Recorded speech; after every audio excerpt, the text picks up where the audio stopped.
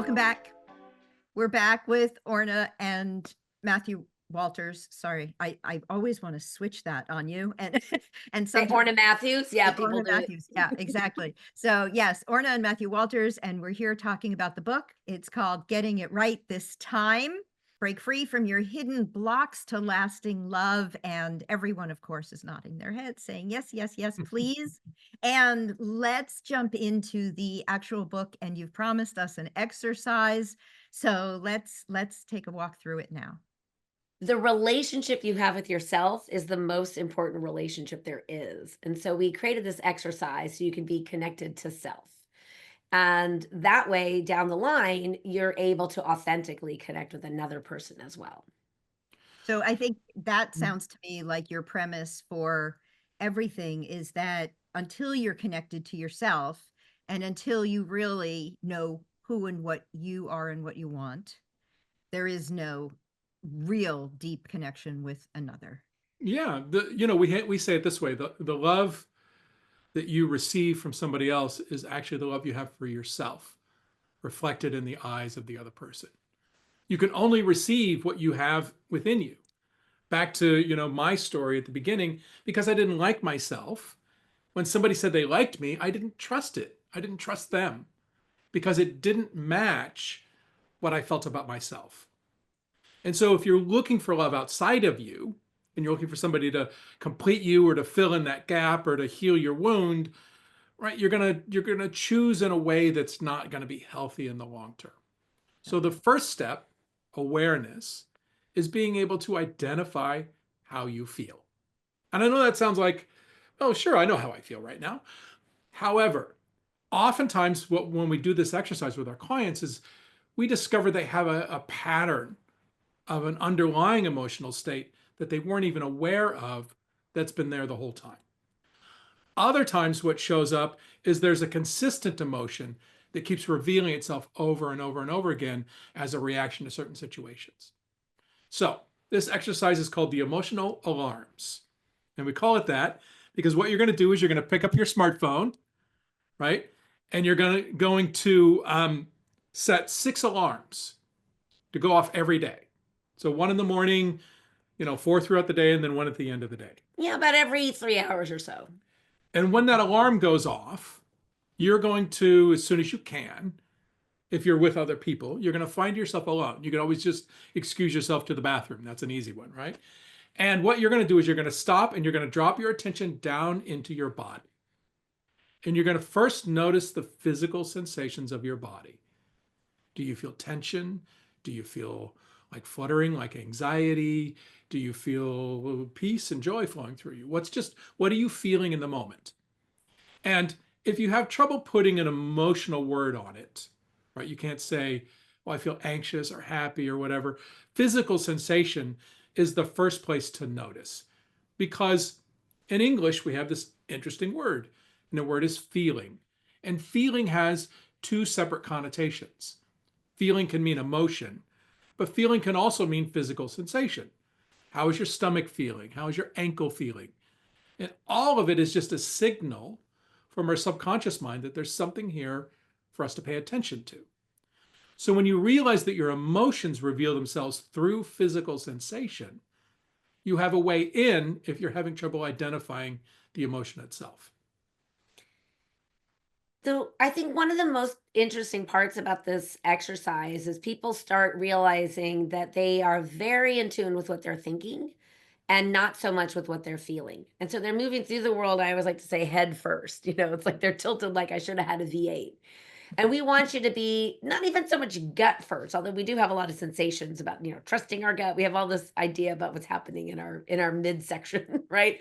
But you can have other sensations in other parts of your body. And so body sensation is really the way in. If you when you want to locate the source of the sensation. And then as if you were at the doctor's office without judgment. I think this is the hardest part to do, I think sometimes, right?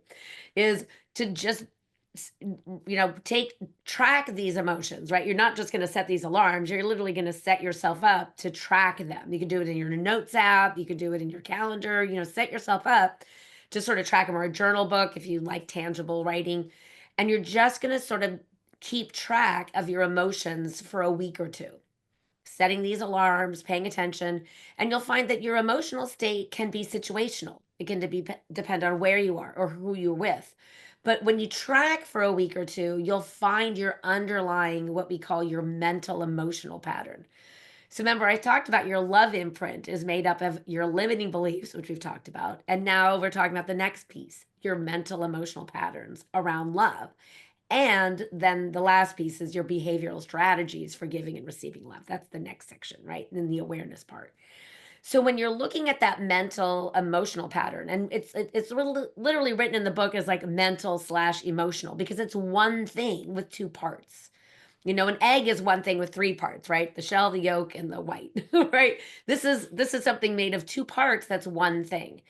So we often know what we're feeling if if we are in touch with our emotions or if we get triggered, especially, we know what that feels like, that intense rush of emotion. But we might not know the thought that triggered the feeling. So what we break down in the book even further is what we call the think, feel, do cycle. Right? We think something, we have a thought that triggers an emotional response, the feeling, and then we take an action or we don't take an action. So right? But the action, an inaction can be part of that cycle, but usually it's a think, feel, do. We think of it as a doing something rather than a not doing something. So let's do it because Mhm. first of all, I'm I'm just thinking about I'm still setting 6 alarms during the course of my day, which is already stressing me out, but that's okay. I'm sure I'm not alone in thinking that, oh my gosh, just when I'm getting going, then there's going to be an alarm and I need to stop and see where I am. So let's say I stop, I drop my energy in to say, okay, how am I feeling right now? Is that my Mhm. question? Yep. Exactly. How am I Okay. feeling in this moment? Yep. How am I Okay. feeling in this Because you moment? want to bring yourself to the present moment, right? Because we spend most of our lives either in the past, reminiscing or regret, or in the future, worrying or planning. And we spend so much time like that. We need to get present to what is right now. So in my case, right now, I'm ecstatic. I would have, if I had all those little magnetic faces on my refrigerator, I feel right now it would be ecstatic to be sitting here with you and to be able to talk about this amazing birth that you've just created, this amazing book baby, Mhm. and be able to share your methodology with the world so they don't have to drive the 405 or even get on Zoom to see you anymore, although they'd be missing out if I'm honest.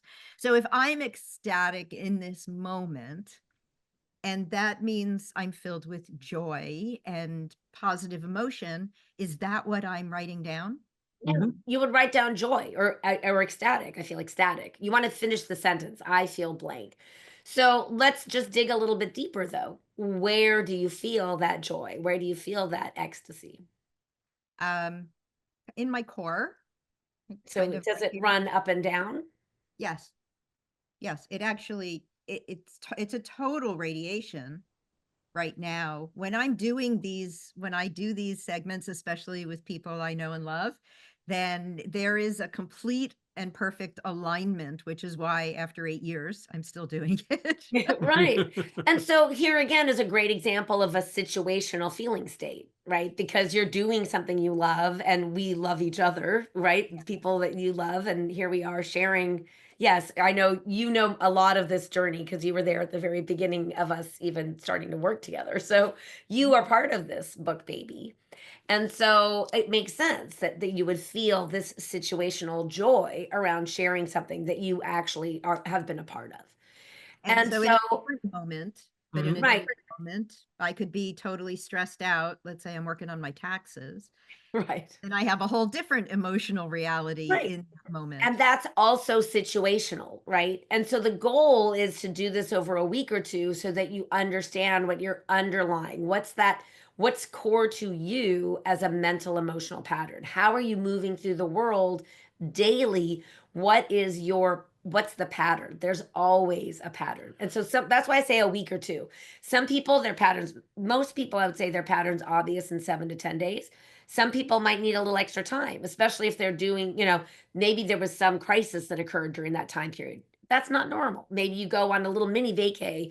That's not normal. So when you ideally you want to do this over sort of like a regular routine sort of time period, so you get that sort of base level mental emotional pattern. I'll give you an example of a client. Yeah. So you It's mind probably if probably the same client. I'm going to pass it to you. I have a feeling it's the same client. We do So this all the time. we were working with this woman, and when we looked at her history, her mother had died when she was a little girl, and her father was tasked with raising her.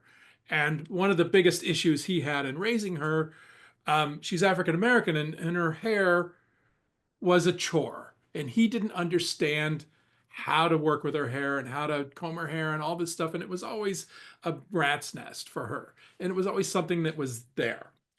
And kids teased her at school. It Yeah. was a very difficult situation because here was a guy just trying to do his best, and his best sort of in this part really affected her long term.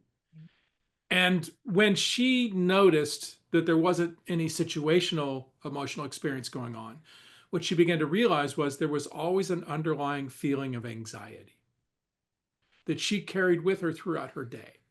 And she wasn't even aware of it until she did the exercise. And she's like, she gets on the phone, she goes, I can't believe it. I am anxious all the time. And that awareness now, actually, even though it may be like, wow, that's really kind of unsettling to know that I'm anxious all the time. However, it's also empowering to know that you're anxious all the time, because now you have the information you need to say, oh, I can do something about this, instead of just being reactive to the world, not aware that it's your underlying anxiety that's driving that reactivity. So it wouldn't always be a situation, but it can be a consistent behavior, a consistent reaction to any situation. Exactly. And some of our clients say, I just feel peaceful when it's not situational. They're like, oh, I just feel peaceful. I feel I feel calm. calm. I feel present. I feel right. So everybody has their sort of set point, and just knowing what those mental emotional patterns are for you or can be so enlightening. What's also what if you do happen to be in a situation where you get triggered while you're setting your alarms and taking note, there's also a pattern each individual has when they're triggered. And so, way back in section 3 of the book, we start talking about how to turn conflict into a deeper connection. That's very helpful to know what your mental emotional patterns are when you're triggered so that you can then repair and then stay in a long-term relationship. You guys, I know we could talk about this for a month of days, no problem, and go through everything. And I would love that. And I believe our listeners and viewers would love that too. But right now, we need to cap this off. So tell us, where can we find your new book, baby? And how do we find more information about you?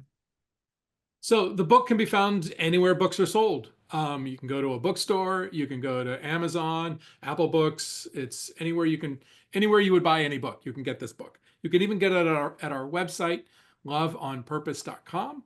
There are links there as well. Yeah, and there are a lot of exercises at the end of every chapter. There's also a QR code at the end of every chapter for extra bonus materials. Go to Barnes and Noble if you're somebody who wants a tangible book. The book is also available as an ebook if you like to read on an e-reader of some kind. And if you're somebody who likes an audiobook, you can also get it.